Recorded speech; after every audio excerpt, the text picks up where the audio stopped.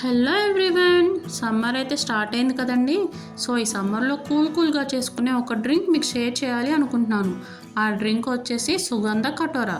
ఈ కటోరాని నానబెట్టుకుని తాగడం వల్ల మన బాడీని కూల్గా ఉంచుతుంది. ఒకసారి ఈ డ్రింక్ని ఎలా ప్రిపేర్ చేసుకోవాలో చూసేయండి.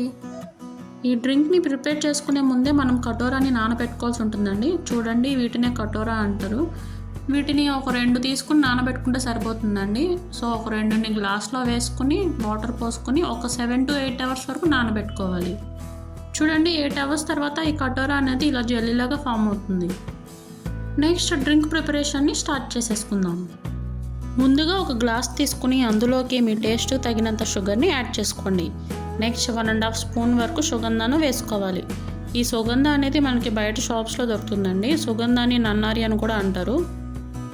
నెక్స్ట్ కటోరాని ఒక 3 to 4 స్పూన్స్ వరకు వేసుకోండి. ఒకసారి మొత్తాన్ని మిక్స్ చేసుకోవాలి.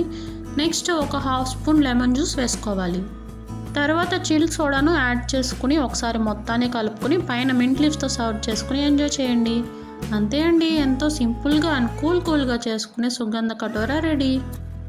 ఒకసారి ఈ డ్రింక్ని మీరు కూడా ట్రై చేసి ఎలా వచ్చిందో కామెంట్ బాక్స్లో కామెంట్ చేయడం మాత్రం మర్చిపోకండి.